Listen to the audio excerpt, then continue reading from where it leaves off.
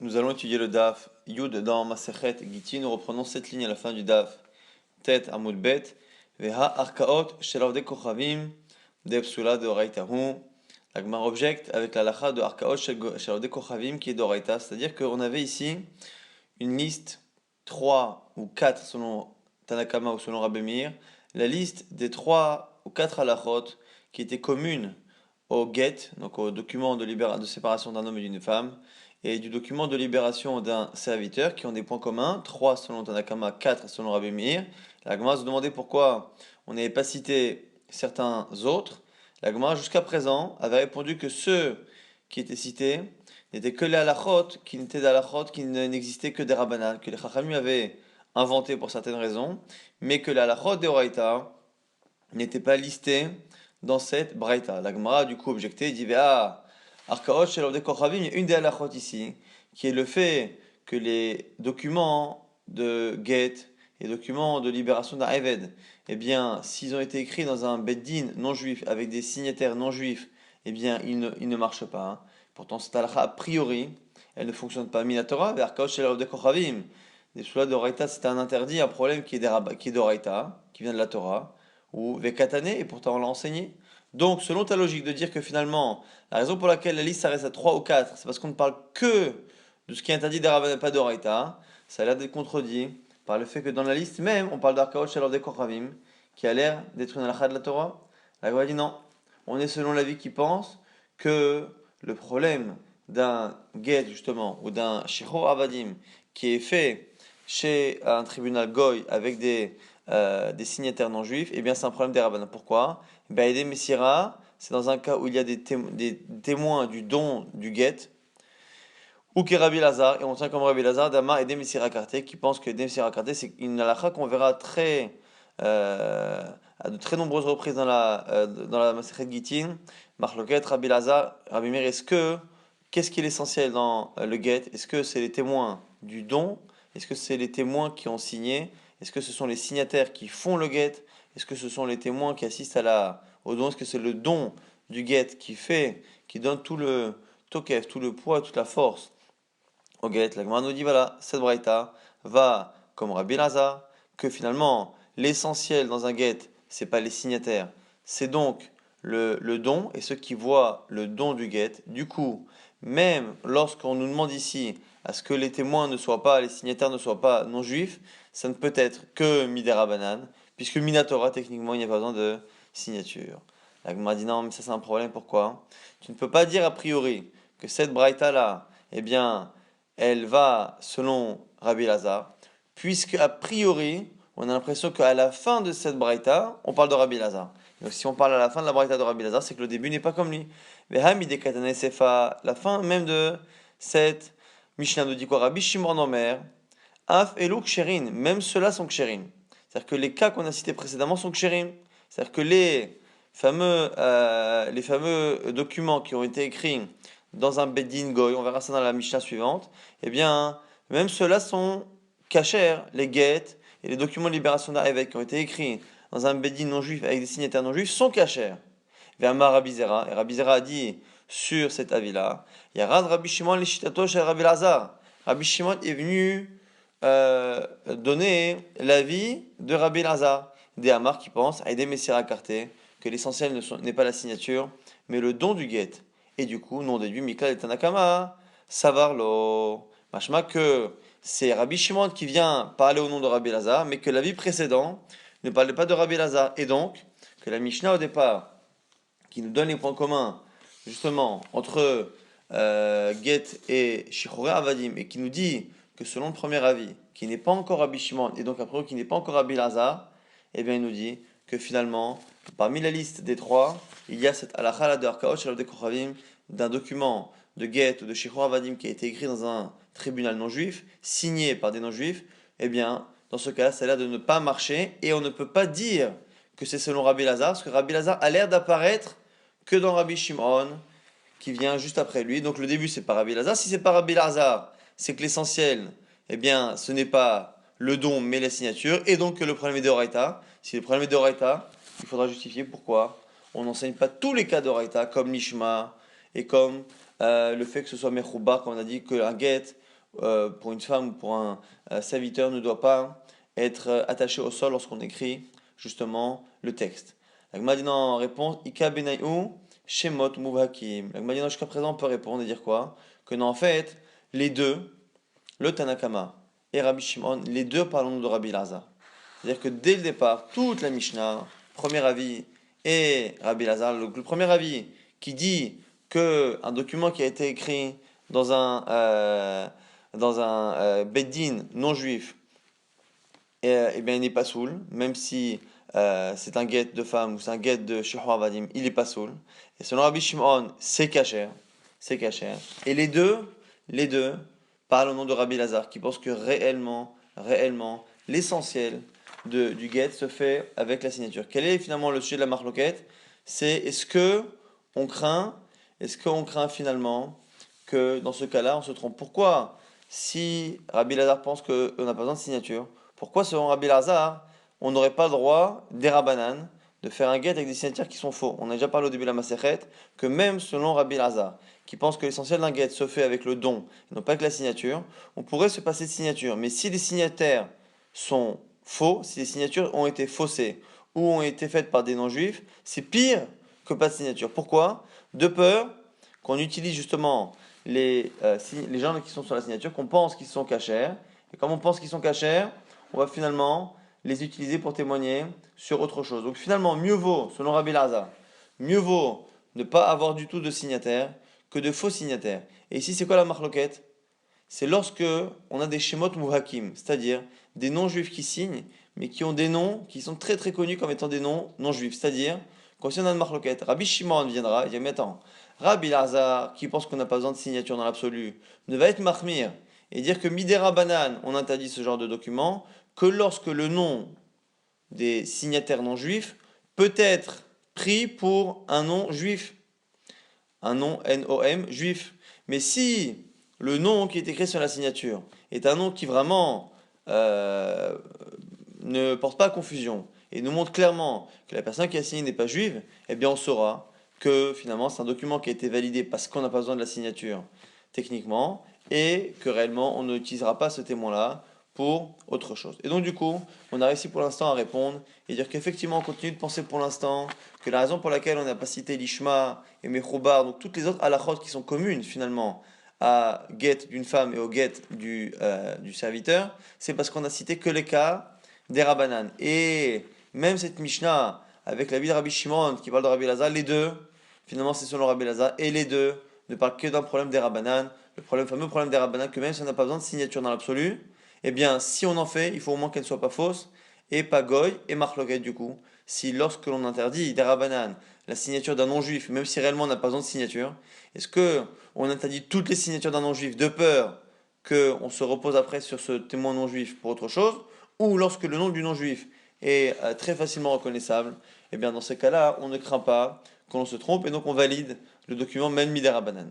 L'agma va encore objecter et dire attends, comment peux-tu dire que on a cité que des cas des Rabbanan et que la raison pour laquelle on n'a pas cité Mechoubar et Lishma, selon Rava, c'est parce que c'était d'Oraita. Veha, Hazara, il y a encore une des halachot qu'on a citée, qui elle est d'Oraita. C'est d'Oraita, c'est quoi Hazara? On avait dit, c'est lorsque quelqu'un envoie justement un get pour une femme ou un document de libération pour un Eved, il ne peut pas revenir sur il peut revenir sur sa décision justement jusqu'à ce que le document soit donné. Donc il envoie un shaliach, un envoyé, et jusqu'à ce que l'envoyé arrive, il peut revenir sur sa décision. Et ça, c'est d'Oraita. Et c'est un point commun qu'il y a entre les deux, qui est d'Oraita. Et donc du coup, comment se fait-il que on les cite alors que selon toi, c'est que les problèmes des Rabbanan qui sont cités? La Gemara, du coup, repousse et dit finalement tu as raison. Et là, Kikatane, Mita de Leita Bekidushin, non, finalement tu as raison. Le point commun qu'il y a dans toutes les halachot que l'on a citées, eh bien, c'est le fait à la fois que ce soit une halakha qui existe dans Get pour une femme et dans le document de libération pour un Eved, mais on a cité que l'halachot qui n'existe pas dans les Kiddushin, donc dans le document que l'on donne à une femme pour l'épouser. On épouse une femme de trois manières. Et on ne parle pas ici d'Aktuba. L'Aktuba qui est un document que les sages ont demandé d'écrire, qui est un document qui engage les biens de l'homme pour le fait de lui donner de l'argent si un jour il se sépare de cette femme. On ne parle pas de ce document-là, on parle du shtar, du document qui sert à créer le mariage. On peut créer le mariage soit avec la bague, soit avec le shtar. La bia est interdite d'Arabanan, mais en tout cas, soit avec une bague ou de l'argent, soit avec finalement ce shtar. Et les halachot qui sont liés à ce shtar, eh bien, si on les retrouve ici, eh bien, on ne les cite pas. Donc du coup, comme le fait d'envoyer un document et de pouvoir revenir dessus, eh bien ça existe dans Kiddushin. Quelqu'un qui envoie des Kiddushin et qui finalement revient sur sa décision, il peut revenir voir le shaliach, l'envoyer, et dire non finalement je ne veux pas. Eh bien c'est pour ça qu'on n'a pas cité, qu'on l'a cité. Donc du coup, Mita de Ita Kiddushin, Lokatane. L'agma dit, ah Chazar Gufa, Ita Kiddushin, mais qu'est-ce que tu racontes? Dans Kiddushin lui-même, on peut revenir sur sa décision. On peut revenir. L'agma dit, mais il y a une différence. Bishlichut, Ba'al Kocha, de Begirushin Ita, ou Bekidushin Leta. Il y a une différence tout de même. Il y a une différence. C'est que le cas où le mari peut annuler, c'est une shlichut Ba'al Kocha. C'est une shlichut, c'est-à-dire que c'est quelqu'un qui est envoyé pour faire des Kiddushin Ba'al Kocha. Il y a quelque chose qu'on ne retrouve pas, un cas qu'on retrouve dans Gittin et qu'on ne trouve pas dans Kiddushin, c'est quelqu'un qui envoie un shaliach et il l'envoie pour divorcer sa femme contre son gré à elle, puisque dans les Kiddushin, dans les Girushin, dans le divorce, eh bien, on n'a pas besoin réellement de l'accord de la femme. Et là, dans ce cas-là ne se retrouve pas dans Kiddushin. Et Begirushin, Ita, Kiddushin, Ita, dans les Kiddushin, il n'y a pas, puisqu'on ne peut pas épouser une femme, évidemment, contre sa volonté, il faut absolument son accord, et son accord de manière assez claire. Et du coup, finalement, la Gemara nous dit quelle est la raison pour laquelle, dans la liste, on n'a cité que 3 ou 4 selon Tanakama, ça on aura bien pourquoi. On a cité que ces cas-là, et on n'a pas cité toutes les autres halachot, c'est parce que finalement, on ne cite que les halachot qui n'existent pas dans Kiddushin, et finalement, la chazara, le fait de revenir sur sa décision, eh bien, c'est plus ou moins une halacha qui n'existe pas totalement dans Kiddushin, puisque finalement la shlichut, le fait d'envoyer quelqu'un et d'éventuellement après regretter, mais le fait d'envoyer quelqu'un, eh bien, ne sera pas pareil exactement dans Gittin que dans Kiddushin, et donc du coup c'est comme ça on a résolu cette question, pourquoi on a cité que ces cas-là et pas les autres. Nouvelle Mishnah, Kol get sheyesh alav ha'ed kuti, on l'avait déjà cité, on la reprend, la Mishnah maintenant d'origine qui dit que tout get qui comporte un témoin, un signataire qui est kuti, donc kuti on a dit c'est converti un peu particulier, qui ne respectait pas toute la Torah et qui, avec le temps, ont fini par accorder plus d'importance à la Torah écrite qu'à la Torah orale, donc qui ne respecte pas réellement toute la Torah, eh bien, c'est pas soul. Chutz, migit et nashim, sauf le get, les documents de séparation d'une femme, veshichure avadim, et les documents de libération d'un eved. Ici, lorsqu'on parle au départ de kol get, tout get, c'est pas un get, c'est un document, ce qu'on a déjà vu à plusieurs reprises, que le mot get peut vouloir dire document. Donc tout document sur lequel il y a un des deux témoins qui est kuti, eh bien le document n'est pas valide, sauf lorsque c'est un get pour libérer une femme ou pour libérer un eved.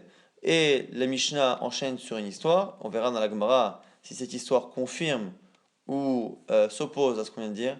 Maaseh Shivi'u lifnei Rabban Gamliel likfar utnai get isha. Il y a une histoire où on a amené devant Rabban Gamliel à l'endroit qui s'appelle Kfar Utnai, on a montré un get, donc un document de séparation d'une femme.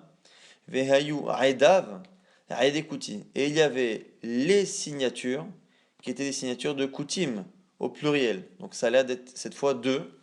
Veirshir. Et il a rendu le get caché. Justement, on va voir après dans la Gemara si c'est réellement au pluriel ou si c'est singulier. Donc si cet avis-là de cette histoire de Rabban Gamliel est ce qui vient finalement s'opposer ou est ce qui vient finalement confirmer ce qu'on vient de dire auparavant. En tout cas, ce que l'on voit, c'est que dans tous les documents, on ne peut pas valider le document si un des deux signataires est kuti, alors que dans le get d'une femme et dans le document de libération d'un Eved, eh bien, cela ne pose pas réellement de problème. La Gemara justement dit Mané Matnitin, qui est le Tana de la Mishnah? Qui est le Tana de la Mishnah qui accepte qu'un kuti soit signataire? La Gemara dit Lo Tanakama, Velo Rabbi Lazar, Velo Rabban Shimon ben Gamliel. C'est aucun des trois avis connus par rapport au kutim. Par rapport au statut justement des kutim, qui encore une fois faisait la Torah écrite par la Torah orale, eh bien, on a plusieurs avis sur le statut qu'ils ont par rapport à certains halachot. Et on voit que ces trois avis, Tanakama, Rabbi Lazar et Rabban Shimon ben Gamliel, eh bien, aucun ne correspond à l'avis de notre Mishnah. C'est la question de la Gemara des Tanya, c'est une braïta. Matzat kuti, un kuti qui a fait la matzah de Pessah. Muteret nous dit, pour l'instant le premier avis, que la matzah elle est kshera. Pourquoi? Parce que Adam Yotzeba Yedei Chovato, on peut même faire la mitzvah donc de Pessah avec, Pessah, pendant Pessah. Pourquoi? Parce qu'encore une fois, on part du principe que comme c'est une halakha de la Torah, eh bien on part du principe que comme il respecte la Torah écrite, et pas forcément la Torah orale, comme c'est marqué dans la Torah écrite qu'il faut faire la matzah, eh bien c'est caché. Rabbi Lazar aussi, Rabbi Lazar n'est pas d'accord. Pourquoi? Les fichiers en beki'in bedigdoke mitzvot. Rabbi Lazar pense que même s'ils font la Torah écrite, eh bien ils ne la font pas avec tous les détails, parce que justement ils ne tiennent pas forcément la Torah orale, ils ne font pas tous les détails, et donc du coup, effectivement, il faut une matzah. Mais ils ne connaissent pas la halachot, et la matzah n'est pas kshera. Rabban Shimon ben Gamliel Omer, Rashbag nous dit, elle est kshera, mais pour une autre raison. Kol mitzvah, chez Hizukoba Kutim, toute mitzvah que les Koutim ont pris l'habitude de faire, Arbe Medagdekimba Yotam Israël. Beaucoup d'entre eux sont plus méticuleux dans la mitzvah que les Israël, que les Juifs. Ce qu'on apprend ici finalement, c'est que selon Rabbi Lazar, on n'est jamais sommaire. On ne peut jamais se reposer sur une halakha faite par un Kouti, parce qu'il part du principe qu'on n'est jamais certain qu'il le fasse comme il faut.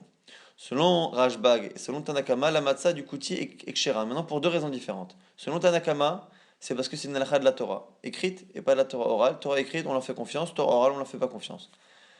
Rashbag dit non, c'est autre chose qui fait qu'on leur fait confiance. C'est pas forcément lié à la Torah écrite ou orale. C'est dès que l'on sait que c'est une halakha que les coutumes respectent.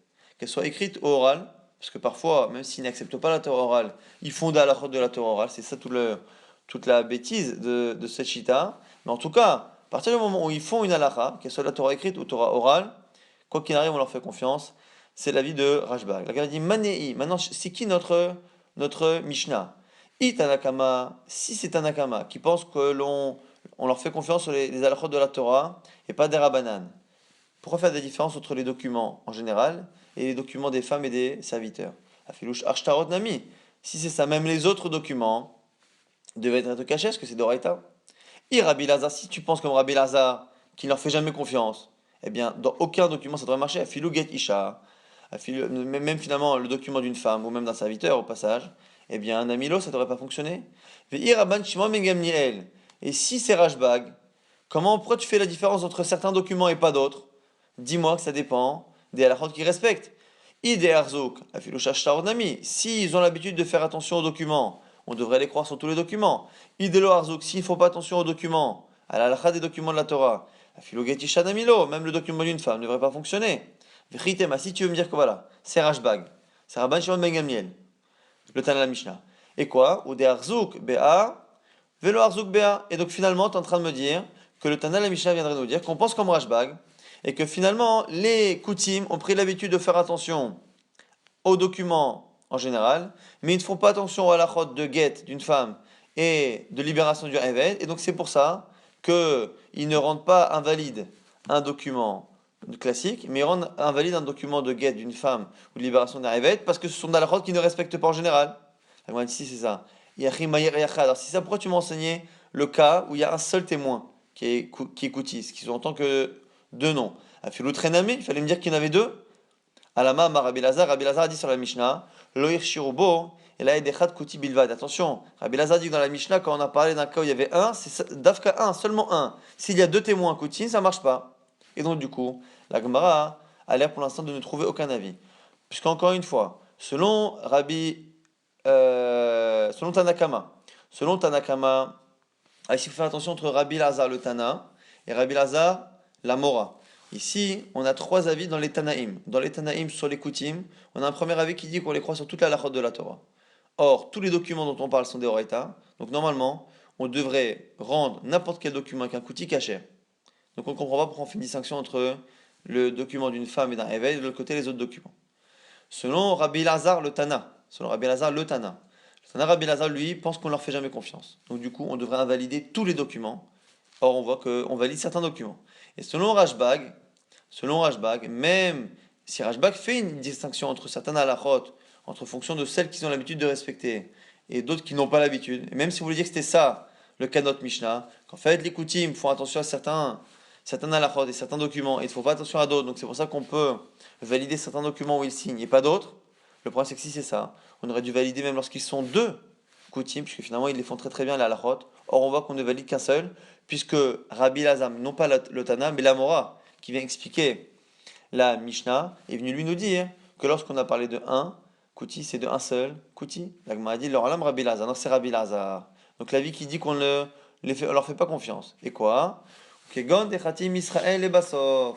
Donc c'est à la base l'avis qui pense que les Koutim on leur fait jamais confiance. Simplement, c'est un cas où juste après le nom du Haed Kouti, eh bien on a mis la signature juste après du témoin Israël juif. Et donc on part du principe que quoi? Il a des Kouti Haver Ava, que le Israël n'aurait pas signé après le Kouti si c'était pas un Haver. Haver c'est le nom qu'on donne en général aux juifs dont on est certain qui respectent les mitzvot. Et bien à ce moment-là, l'Omartim, les Mekame, il n'aurait pas signé après lui si le Kouti n'était pas un Haver Hava, s'il n'était pas un Haver. Et du coup, ici, on pense finalement que la Mishnah, c'est Rabbi Lazar, qui de manière générale ne fait jamais confiance au Koutim, sauf s'il a une preuve dans le document. Et c'est quoi la preuve ici dans le document? C'est le fait que le juif est signé juste après lui, ce qui montre finalement qu'il a en quelque sorte validé le Haïd Kouti avant. La Gemara dit, si c'est ça. Si c'est ça, pourquoi tu fais une différence entre certains documents et pas d'autres? Pourquoi la position de la signature du juif ne valide que certains documents et pas d'autres? Iachi, afilouch ashtaronami. Si c'est ça, dans n'importe quel document, ça devrait fonctionner. Pourquoi ça ne fonctionne que dans les documents des femmes et des serviteurs? Même dans les autres documents d'amis, ça devrait marcher. Et là, Amrinan, pourquoi ça ne marche pas dans les autres? Parce qu'on dit quoi? On dit Ravra Shavak, les mains des kashishminé. Parce que il se peut que finalement la personne ait laissé la place pour quelqu'un d'autre. Donc il se peut que finalement, eh bien, le juif ait signé, et quand il a signé, il n'a pas signé tout de suite. C'est pas que on a signé dans l'ordre, pas qu'on a signé dans l'ordre, c'est qu'en fait, le juif est venu signer en premier. C'est pas parce qu'il est en bas qu'il a signé en second. Il est venu signer en premier, mais par politesse, eh bien, il a laissé la place à quelqu'un éventuellement de plus âgé ou de plus important que lui de signer en premier. Donc il a signé en premier, mais sur la seconde place qu'il y a sur le document.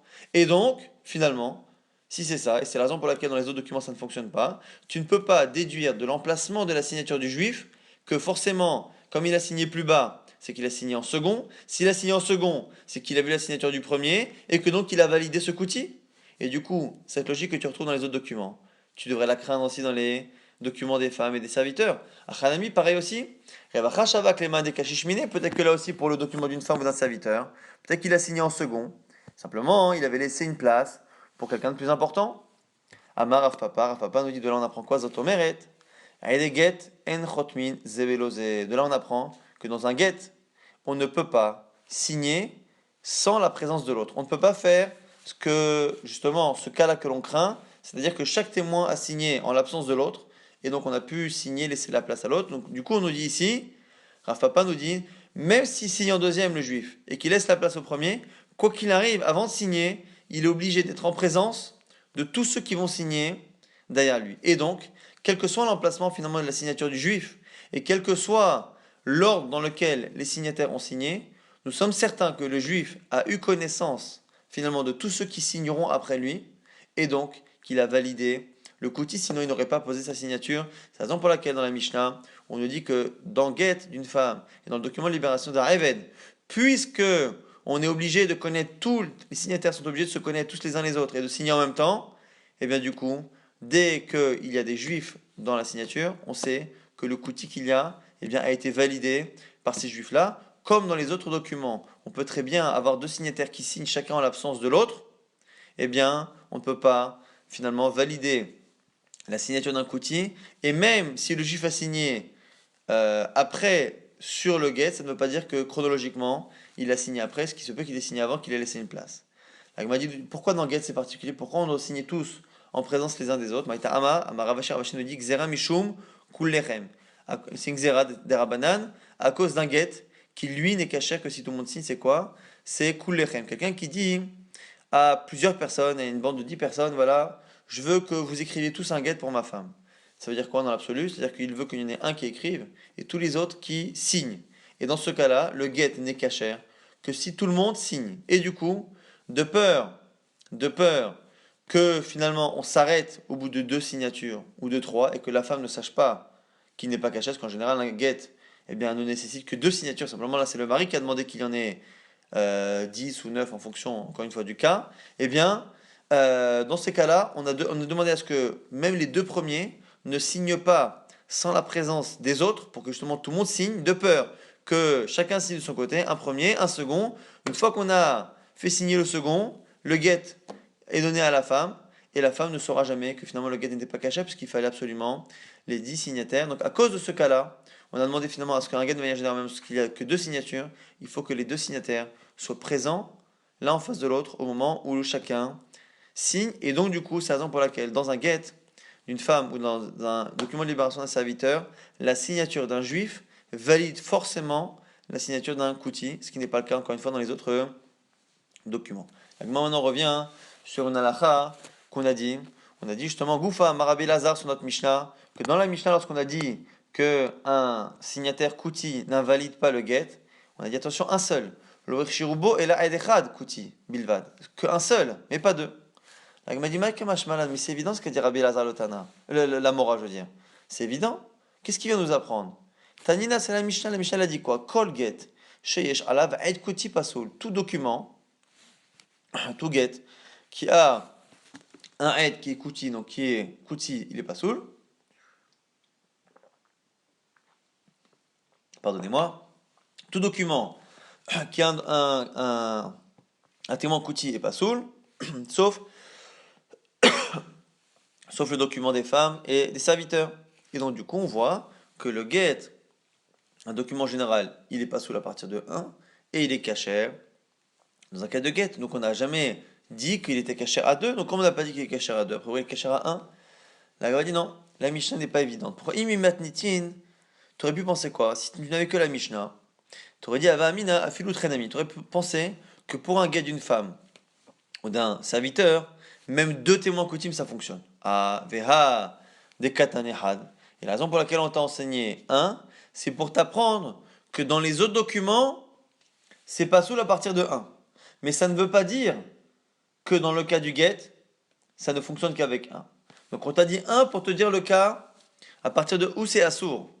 Des katanechan mishum des beshtarot et filuchan namilo. Pour te dire que dans tous les autres documents, même 1 ça invalide. Kamashmalan qu'avec un témoin kouti, ça invalide tous les documents.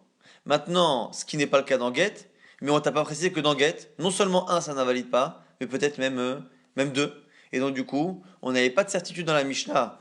En fait, le cas de 1 dans la Mishnah est peut-être venu nous apprendre à partir d'où l'interdit commence pour les autres documents, mais il ne nous dit pas exactement jusqu'où l'autorisation va dans les guettes des femmes et des serviteurs. C'est pour ça que Rabbi Lazar a eu l'idée de préciser que même pour un guet, ça s'arrête à 1, l'autorisation, et pas à 2. Outrelo, là, m'a dit quoi, 2 ça marche pas. Veha katane, mais regarde la fin. Maaseh ve'evi'u lifnei Rabban Gamliel ikfa utnai get isha. On avait ramené un guet à Rabban Gamliel, un guet d'une femme. Ve'yu aidav aide koutim ve'irshir. Il y avait des témoins koutim, et là, validé. Tu vois bien que c'est 2. Amar Abaye. Abaye dit non, il faut corriger. Tane, aido. Il faut pas dire qu'il y avait ces témoins au pluriel. Aido, il y avait un seul témoin. Donc du coup, c'est une manière finalement de confirmer cet avis. Rava nous dit, non, alors là, tu as raison. Lui, c'est 2. Mais Rabban Gamliel miflag pas ligue. Mais Rabban Gamliel n'est pas d'accord. Et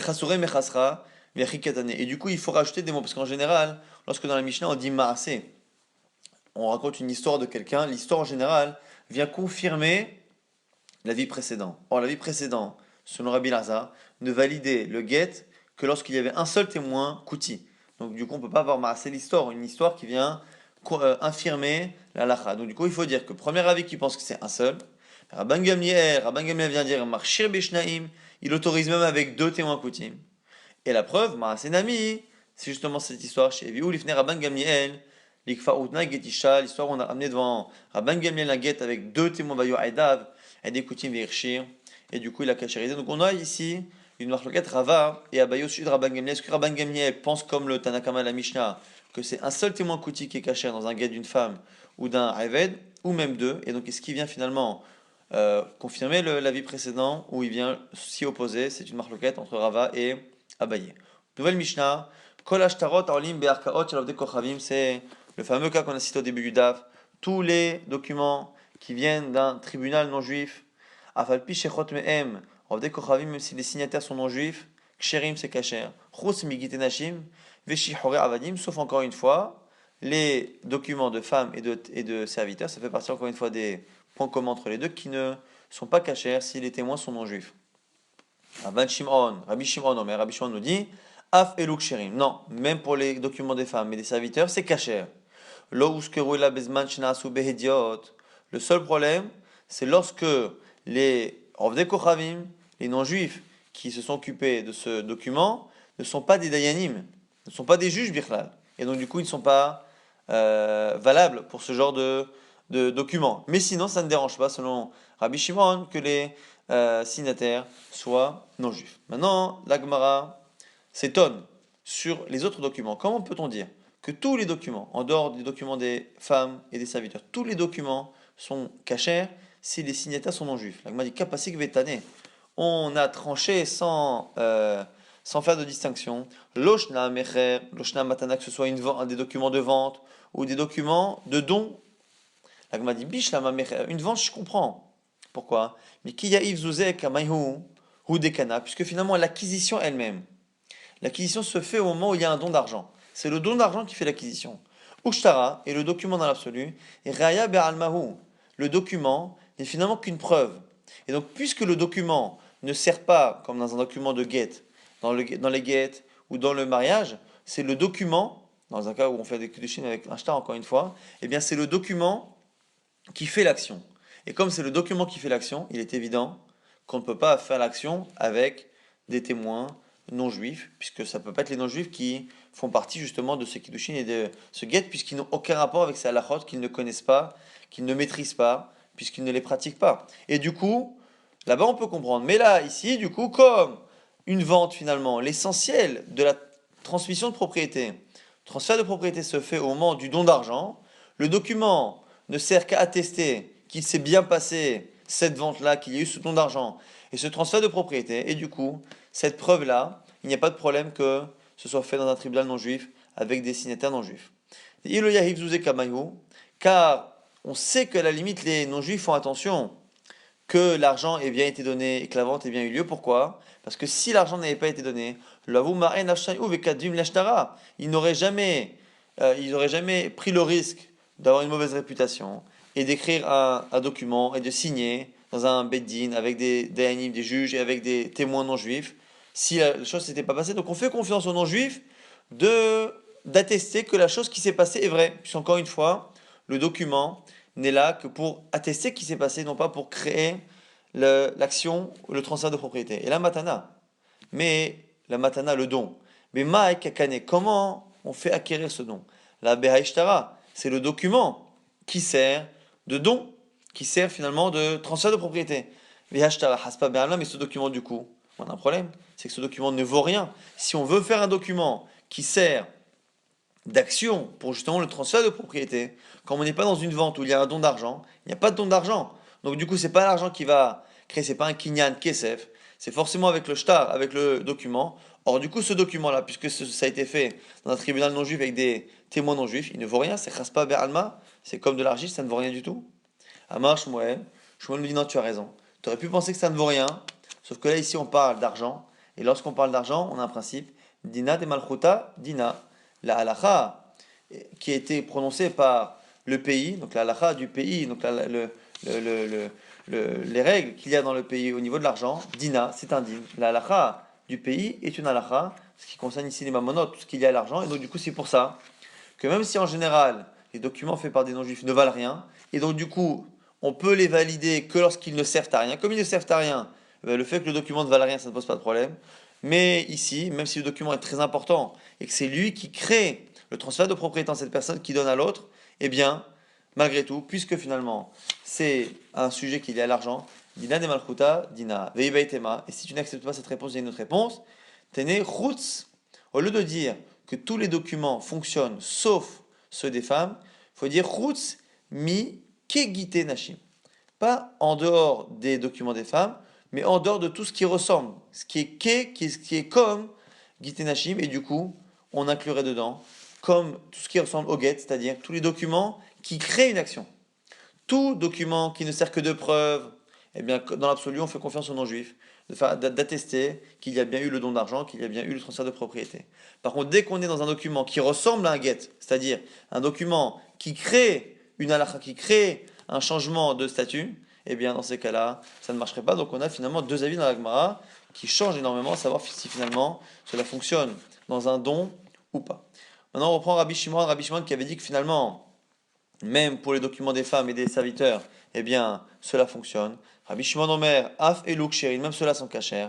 La Gemara dit, Vela, Veha, la Venekritu Ninhu. Comment peut-il dire, Rabbi Shimon, qu'un guet d'une femme, eh bien, fonctionne, même si les témoins sont non-juifs, alors que, normalement, ne peuvent créer, justement, ne peuvent créer cette halakha-là du guet, ce changement de statut, cette femme est mariée, et maintenant cette femme va être libérée, ne peuvent créer ces statuts-là de marié ou de libéré que ceux qui sont concernés par ces halakhot de mariage et de divorce. Or, la halakha du mariage et du divorce dans la Torah ne concerne que les juifs.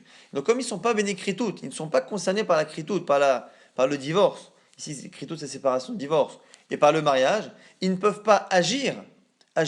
Dire que ça s'est passé, on peut toujours encore une fois dire qu'ils attestent, mais créer la halakha, or ici dans le get, c'est le document lui-même qui crée le changement de statut. C'est ce document qui va divorcer, comme c'est le document qui divorce, ben c'est aussi les signataires qui sont dedans, qui font partie des acteurs de ce divorce. Ils ne peuvent pas être acteurs du divorce si eux-mêmes ne sont pas concernés par cette halakha.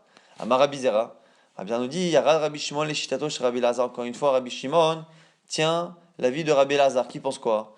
Que dans le get, Dama et Demisira Karté, que dans un get, c'est pas encore une fois les signataires qui font la force du document, c'est le don, c'est le transfert du get. Et donc, les signataires les plus importants ne sont pas ceux qui sont écrits dessus, mais ceux qui attestent. Tant que ceux qui attestent que le get a été donné de main en main de l'homme à la femme, et que ceux-là sont juifs, eh bien c'est suffisant. Et même si finalement il n'y a pas de signataire sur le get, et donc s'ils ne sont pas juifs, ça ne change rien. L'Agma dit, Rabbi Abba, et pourtant Rabbi Abba il a dit, on l'a étudié au début du DAF.